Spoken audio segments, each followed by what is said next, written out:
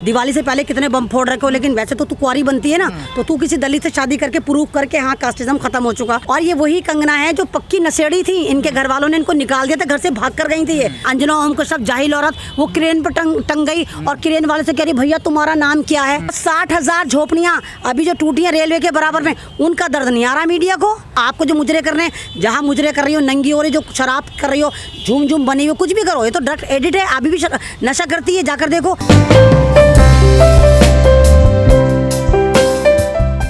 भाई कंगना को अगर आप सही से देखेंगे तो गजेंद्र कंगना जो है एक मोहरा है, शतरंज का एक मोहरा है। और कंगना अभी से इम्प्लांट नहीं हुई, कंगना 2018 से एक्टिव है और 18 से सारे के सारे गलत उल्टे सीधे बयान दे रही है। अगर आपको याद हो जब ये एनआरसी शुरू हुई थी तो इसने शाहीन बाग को जिहादी बोला था कि जिहादी औरतें हैं, ख़त्म हो जाना चाहिए, हम देखते हैं कैसे बैठेगा। उसके बाद ये इतनी लाइमलाइट में नहीं आई, इसको किसी ने इतना चुग्गा नहीं डाला, बावला समझा, क्योंकि बाजारू औरत है। इसके मुजरे जो होते हैं सारे के सारे बीजेपी के ऑफिसों में ही होते हैं, तो ज़्यादा नोटिस नहीं करा। उसके बाद इसने सोचा हाय मुझे कोई नोटिस नहीं कर रहा, तो इसने दलितों को टारगेट करा। इसने कहा कि मॉडर्न इंडिया में जो है वो रिजर्वेशन खत्म हो चुका और ख़त्म होना चाहिए और कास्टिज्म खत्म हो चुका। इसने रिजर्वेशन विरोधी बनी और इसने कहा रिजर्वेशन तो जब मिलता है जब तुम पिछड़ी हुई कास्ट हो, जब कास्टिज्म खत्म हो चुका तो रिजर्वेशन नहीं बनता। तो इसने ये वाला सवाल करा, उसमें भी लोगों ने इसको ज़्यादा नोटिस नहीं करा, क्योंकि अगर तू कास्टिज्म की बात करे, कास्टिज्म तो हर जगह है और तू तो उच्च कोटि की है ना, तो तू किसी दलित से शादी करके दिखा। तू वैसे तो चाहे तूने दिवाली से पहले कितने बम फोड़ रखे हो, लेकिन वैसे तो तू कुंवारी बनती है ना, तो तू किसी दलित से शादी करके प्रूव करके हाँ कास्टिज्म खत्म हो चुका। खैर ये मुद्दा भी ज़्यादा नहीं उठा। तो अभी बीजेपी परेशान थी कि इसको लाइमलाइट में लाना है, अपने अंदर एंट्री करानी है, आरएसएस की प्रमोटर है। तो उसके बाद इसको पीछे लगा दिया सुशांत सिंह के। अगर आपको पता हो तो सुशांत सिंह पे इसने राजनीति करी कि सुशांत सिंह को मारा गया, महाराष्ट्र सरकार ने मरवाया, नेपोटिज्म। तो भाई कंगना ने हमें एक नेपोटिज्म लफ्ज सिखाया हिंदुस्तानियों को, जो हमें नहीं पता था कि भाई बाप के बाद बेटा, बेटे के बाद ये, और नेपोटिज्म हाँ परिवारवाद, भाई भतीजावाद। हालांकि ऐसा नहीं है, अगर ये वाला वाद होता तो तू कहाँ से आई थी, तेरा तो अम्मा अब्बा फिल्मों में नहीं थे। और ये वही कंगना है जो पक्की नशेड़ी थी, इनके घर वालों ने इनको निकाल दिया था, घर से भाग कर गई थी ये।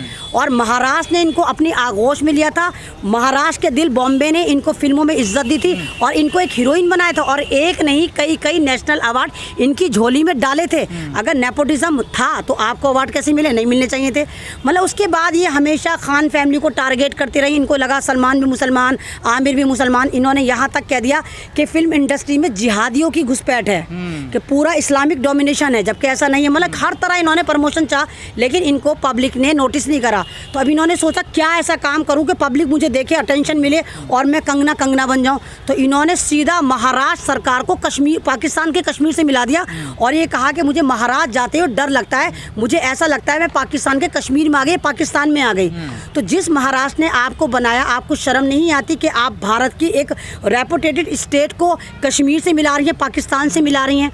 तो लाना था इन पे तो फौरन के फौरन एनआरसी, इन पे एनएसए लगनी चाहिए थी, यूएपी लगनी चाहिए। असल देशद्रोही ये औरत है कि जो भारत को बांट रही है। उसके बाद आप इसको देखो कि इसके घर का जो इलीगल कंस्ट्रक्शन हुआ है और 2 साल पहले इसके घर में नोटिस पहुंच गया था कि इलीगल है। अब वो 2 साल बाद अब इसका वो छज्जा वज्जा टूटा होगा, तो इसने अपने अय्याशी के अड्डे को, मतलब अय्याशी का अड्डा जहाँ ही रहती है उसको कहती है मैं, मेरा मंदिर बाबर ने आकर ढा दिया।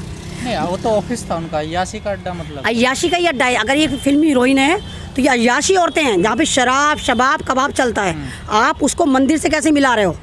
अगर तू मंदिर से मिला रही है तो तू मंदिर वाली है। इसी औरत की वजह से ये इतनी करप्ट औरत है कि हमेशा समाज में 2 पीस में इसकी फिल्में हैं। इसी की वजह से रेप का रेशो बढ़ा है समाज में।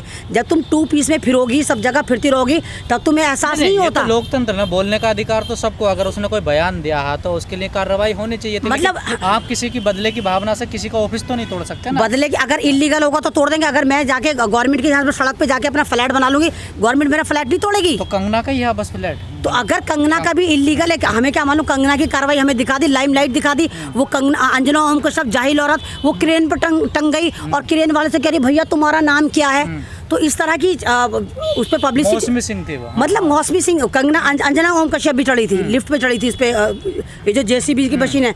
तो ये तो जान के लाइमलाइट करा गया, कितने मकान टूटते हैं, कितने ओखला में टूटते हैं इलीगल, उनको कोई दिखाता है मीडिया वाला? इसको तो पूरा का पूरा बनाया गया। ये तो महाराष्ट्र सरकार को गिराने की इनके पास 101 तरीके हैं, हर तरह से चाहते हैं। जब कभी पालघर हो, कभी फिर वो आपने देखा वो लॉकडाउन के दरमियान वो सारे लोग जमा हो गए थे, उसमें भी महाराष्ट्र सरकार को खदेड़ा था कि घसीटा था कि किसी तरह महाराष्ट्र की सरकार गिर जाए। और ये लोग भूल जाते हैं कि महाराष्ट्र सरकार जो है वो शिवसेना की है, और शिवसेना में 90% लोग आरएसएस के थे। और ये जब बाबरी मस्जिद शहीद हुई थी तो ये सारे शिवसेना वाले वहीं से गए थे, क्योंकि सारे आरएसएस के थे। तब कौन जानता था बीजेपी को? सारे उनको जानते थे। लेकिन जैसे ही महाराष्ट्र की सरकार ने बीजेपी वालों के साथ हुकूमत ना बना के कांग्रेस के साथ हुकूमत बना ली, फौरन वो जिहादी हो गए, आतंकवादी हो गए, पाकिस्तानी हो गए। भाई ऐसा क्यों हो गए? अगर किसी की जान को खतरा, अगर सरकार सिक्योरिटी दे देती तो क्या गुरेज है? तो आप लोगों को क्यों दिक्कत है अगर उसको वाई सिक्योरिटी मिल गई है तो मतलब वो कोई नेता है, कोई मतलब बहुत बड़ी लीडर है, वाई प्लस सिक्योरिटी तो है ना। सेलिब्रिटी जो होती है उनके पास वो एबिल होती है कि अपनी इनके पास कमांडो, समांडो, आंडो फांडो सब खुद होते हैं, इनके पास सारे सब कुछ होते हैं। तो इनको क्या जरूरत पड़ी कि वाई प्लस सिक्योरिटी दी गई? आपको खुद पता है मेरे पे 7 हमले हो चुके, मुझे तो सिंगल टुल्ला तक नहीं दिया इन्होंने आज तक, सिंगल टुल्ला भी नहीं दिया कि मुझे मेरी सिक्योरिटी के लिए कुछ देते। तो उसको किस खुशी में सिक्योरिटी मिली? और कौन सी सिक्योरिटी मिली?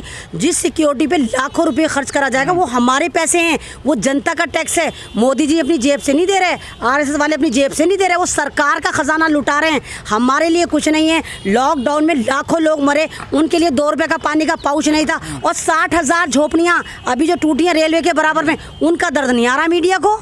उनके पास तो कोई मकान भी नहीं है। कंगना के पास तो 1000 मकान होंगे, तो उनके पास तो सिंगल झोपड़ी है जो टूट रही है, उसको तो मीडिया नहीं दिखा रहा। हाँ, आप मीडिया की बात कर रहे हैं। इस पूरे मुद्दे में, इस पूरे मामले में मीडिया को आप कहाँ देखते हैं? जैसे आपने भी कहा, देखा गया कि पत्रकार बुलडोजर पे चढ़ रहे हैं, जेसी पे चढ़ रहे हैं और उनसे पूछ रहे हैं क्या रवैया क्या है मीडिया तो बिल्कुल नंगा हो चुका है। ये तो खुद तवायफ मीडिया बन चुका है। इनको जहाँ पे देखते हैं, जहाँ बीजेपी भेजती है और डूंडू बजाती है, वहाँ पे जाके मुजरे करने शुरू कर देते हैं। इतनी घटिया ये जर्नलिज्म को इन्होंने बदनाम कर दिया, इतना घटिया जर्नलिज्म कर रहे हैं कि मतलब बच्चा भी हंसता है कि कर क्या रहे हो तुम? पूरा भारत को दिखा रहे, सुशांत सिंह चल रहा है, कंगना रनौत चल रही है, रिया चक्रवर्ती जैसी मासूम, उसको बेचारी को चुईया को पकड़ के बंद कर दिया। रिया चक्रवर्ती का तो लेना एक ना लेना दो कुछ भी नहीं था, वो तो मुजरिम थी भी नहीं। अगर मुजरिम है तो उसमें सुशांत सिंह की बहन है, सुशांत सिंह की बहन का फायदा था, वही आखिरी वक्त में थी, वही उसके पास थी, तो वो होगी। उस पर तो कोई कार्रवाई नहीं हुई। रिया चक्रवर्ती जिसका 2-3 महीने पहले ब्रेकअप हो गया था, उसको पकड़ के जेल में डाल दिया, उसकी कोई जमानत भी नहीं। तो ये सॉफ्ट टारगेट देखते हैं, जो कमज़ोर होता है उसको पकड़ के कार्रवाई कर देते हैं और अपने आप को बचा के ले जाते हैं। अगर आप सुशांत सिंह को भी जानते हो, इसकी पूरी फैमिली बीजेपी से है, पूरी फैमिली बीजेपी में, इसलिए सुशांत सिंह की पतंग उड़ा रहे हैं बिहार में इलेक्शन जीतने के लिए।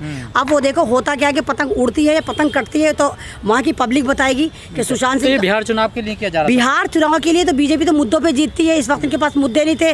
अब बेचारों ने हमारे बिहार के जो 20 जवान शहीद करवा दिए, वो वक्त से पहले करवा दिए। इलेक्शन आ रहे वो पहले हो गए। अब नया मुद्दा चाहिए तो ये सुशांत सिंह राजपूत की पतंग उड़ा रहे हैं। तो मुद्दे तो हैं तो सही नहीं, बेरोजगारी बढ़ रही है, लोग प्रदर्शन कर रहे हैं, जीडीपी माइनस में। तो ये मुद्दे जो हैं ये पब्लिक के पास हैं, ये हराने वाले मुद्दे हैं जो बीजेपी को हराएंगे।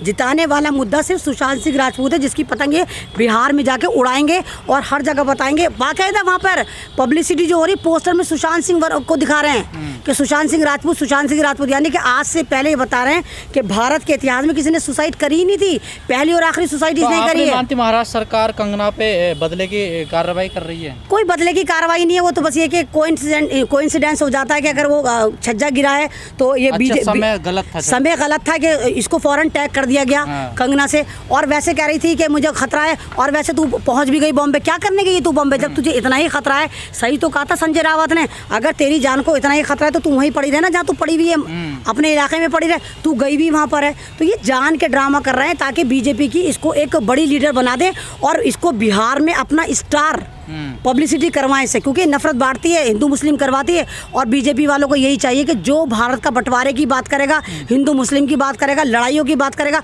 वो वहाँ पे स्टार बन जाता है। और कंगना रनौत इस बात का पूरा फायदा उठा रही। लेकिन औकात क्या है कंगना रनौत की? नाचने वाली गाने वाली औरत है, इसका भी भाग्य खुल गए। फिल्में चलनी बंद हो गई थी, अब ये बीजेपी में पहुँच गई। कोई ना कोई इसको टिकट मिल जाएगा, हो सकता है राज्यसभा से, लोकसभा से मिल जाए, और ये भी हेमा मालिनी की तरह। लेकिन एक बात समझ में नहीं आ रही, लोग उसके प्रोफेशन को लेकर कई बार सवाल खड़े कर रहे हैं। आपने कई बार बोला प्रोफेशन तो प्रोफेशन होता हर किसी का, तो आप पर्सनल उसकी जिंदगी है, उसकी लाइफ प्रोफेशन, अगर आपका प्रोफेशन है, आप कोठों पे नाचने वाली हैं, आप बाजारू हो रहे थे तो वहीं पर अपना मुजरा करिए ना।